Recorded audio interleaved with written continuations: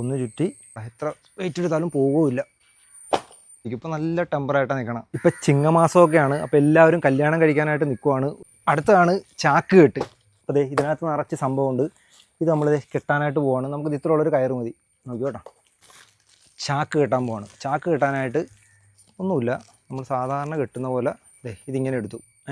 സാധാരണ രീതിക്ക് എടുത്തു. അതിന് ശേഷം ഇതൊന്ന് ചുറ്റിയെടുത്തു. എന്നിട്ട് ഇത് ഇതിൻ്റെ അകത്തുകൂടി ഇങ്ങോട്ട് എടുത്തു. എന്നിട്ട് ഇത് ഒരെണ്ണം അങ്ങോട്ടും ഒരെണ്ണം ഇങ്ങോട്ടുമാണ്. എന്നിട്ട് ഇതങ്ങ് ടൈറ്റ് ചെയ്ത് കൊടുത്താൽ മതി. കണ്ട ടൈറ്റ് ചെയ്യുമ്പോൾ അതിൻ്റെ ഒരു ഇത് കണ്ട ഇങ്ങനെ വരും ടൈറ്റ്.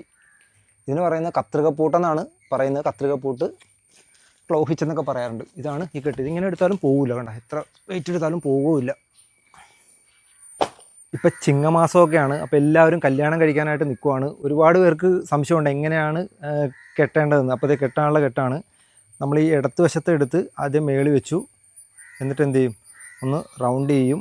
എന്നിട്ട് വലത്ത് വശത്തെ എടുത്ത് വീണ്ടും ഇതിൻ്റെ മേളിൽ വെച്ചു. എന്നിട്ട് ഇതേ ഇങ്ങനെ കെട്ടും. കണ്ട ഇതാണ് റീഫ് നോട്ടെന്ന് പറയും. കണ്ട കറക്റ്റായിട്ട് കെട്ടാം. ഇങ്ങനെയാണ് നമ്മൾ താലി കെട്ടേണ്ടത്. ഇനി ഇത് അഴിക്കാനായിട്ട് സിമ്പിളാണ്. കെട്ടഴിക്കാൻ ഭയങ്കര സിമ്പിളാണ് കേട്ടോ. അതെ ഇതിങ്ങനെ പിടിച്ചിട്ട് എന്ത് ചെയ്യുക, ഇതിങ്ങനെ അങ്ങോട്ടും ഇങ്ങോട്ടും കാണിച്ചാൽ ഈ കെട്ടിയ കെട്ട് അഴിഞ്ഞും പോരും.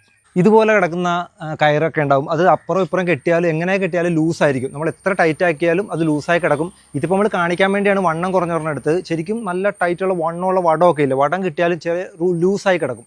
അപ്പോൾ അത് ടൈറ്റ് ചെയ്യാനായിട്ടുള്ളൊരു സിമ്പിൾ ടെക്നിക്കാണ് ഇതുപോലത്തെ വടിക്കഷ്ണം. അത് ഇപ്പോൾ ഈ കയറിന് ഇത്ര വണ്ണമുള്ളത് മതി. ഇല്ലെങ്കിൽ വണ്ണമുള്ള റോപ്പാണെങ്കിൽ ഇച്ചിരി കൂടി വണ്ണമുള്ള വേണം. അപ്പോൾ അതിനായിട്ട് ഇത് നമ്മൾ ഉപയോഗിക്കേണ്ടത്. പിന്നെ ഇതിവിടെ വെച്ചു, ഇതിങ്ങനെ വെച്ചു. എന്നിട്ട് നമ്മൾ എന്ത് ചെയ്യുക, ഇത് ഈ ഗ്യാപ്പിലോട്ട് ഇട്ട് കൊടുത്തു. കണ്ടോ, ദേ ഇങ്ങനെ വെച്ചു. ഇനി ചെയ്യേണ്ട കാര്യം ദേ ഇങ്ങനെ ചുമ്മാ അങ്ങ് കറക്കി കൊടുത്താൽ മതി. ദേ ഇങ്ങനെ കറക്കി കൊടുത്താൽ മതി. ദേ ടൈറ്റായി വരണം കേട്ടോ. ടൈറ്റായി വരുമ്പോൾ നോക്കണേ, തെറിച്ച് കൊള്ളരുത്. ദേ ഇങ്ങനെ ടൈറ്റാക്കുക, ഇങ്ങനെ ടൈറ്റാക്കുക. എന്നിട്ട് എന്ത് ചെയ്യുക, ദേ ഇങ്ങോട്ട് ഇട്ട് കൊടുക്കുക. കണ്ട ദേ ഈ ഗ്യാപ്പിലോട്ട് ഇട്ട് കൊടുത്തു. ഇനി നല്ല ടൈറ്റായിരിക്കും. ഇപ്പോൾ നല്ല ടെമ്പറായിട്ടാണ് നിൽക്കണം. ആ ഒരു സംഭവം വെച്ചിട്ടാണ്. ഇനി ഇത് തിരിച്ചു വരാതിരിക്കാനായിട്ട് നമുക്ക് ഇവിടെ എന്തെങ്കിലും ചെയ്യണമെങ്കിൽ ചെയ്യാം. ഇനി ആരെങ്കിലും ഒന്ന് ഇതിങ്ങനെ എടുത്തു കഴിഞ്ഞാൽ ചിലപ്പോൾ റിട്ടേൺ അടിക്കും. അപ്പോൾ ഇവിടെ എന്തെങ്കിലും ചുറ്റി വെക്കണേ വെക്കാം. എന്നാലും നല്ല ടെമ്പറായിരിക്കും. കണ്ട ഇങ്ങനെ വെക്കാനായിട്ട് പറ്റും. 2 വടിക്കഷ്ണം മാത്രമേ വെച്ചിട്ടുള്ളൂ. ഇനി ഇത് ഊരി എടുക്കാനായിട്ടും ദേ ഇങ്ങനെ പിടിക്കുക. ദേ ഇതിങ്ങനെ പൊക്കി മറ്റേ പോലെ തന്നെ കറക്കി കറക്കി എടുത്താൽ മതി. കണ്ടോ, ദേ വളരെ എളുപ്പത്തിൽ ഊരി എടുക്കാനായിട്ടും പറ്റും. ഇതുപോലെ 2 വ്യത്യസ്ത വലിപ്പമുള്ള റോപ്പുകൾ. ഒരെണ്ണം വലിപ്പം വണ്ണം കൂടുതലായിരിക്കും, ഒരെണ്ണം വണ്ണം കുറവ്. അപ്പോൾ ഇത് നമ്മൾ സാധാരണ രീതിയിൽ കെട്ടിക്കഴിഞ്ഞാൽ ഊരിപ്പോവും. ഇത് ഊരിപ്പോകാതെ ഇരിക്കാനായിട്ടുള്ളൊരു കെട്ടാണ്. ദേ ഇതിങ്ങനെ വെച്ചു, നമ്മളൊന്നുമില്ല ഇങ്ങനെ വെച്ചു. അതിനുശേഷം ഒരു വിരലിങ്ങനെ പിടിച്ചിട്ട് ഇതിങ്ങനെ ചുറ്റിയെടുത്തു. ദേ ഒന്ന് ചുറ്റി, 2 ചുറ്റി. എന്നിട്ട് ഇതിൻ്റെ അകത്തുകൂടി ഇത് മേലോട്ടെടുത്തു. എന്നിട്ട് ദേ ഇതിങ്ങനെ ഇങ്ങോട്ട് അടുപ്പിച്ച് കൊടുത്തു. ദേ കണ്ട ഇനി ഇത് ഊരിപ്പോവില്ല. കാര്യം 2 വ്യത്യസ്ത വലിപ്പമുള്ള റോപ്പുകളെ ചേർക്കാനുള്ളൊരു കെട്ടാണ് നമ്മളിപ്പോൾ കെട്ടിയത്.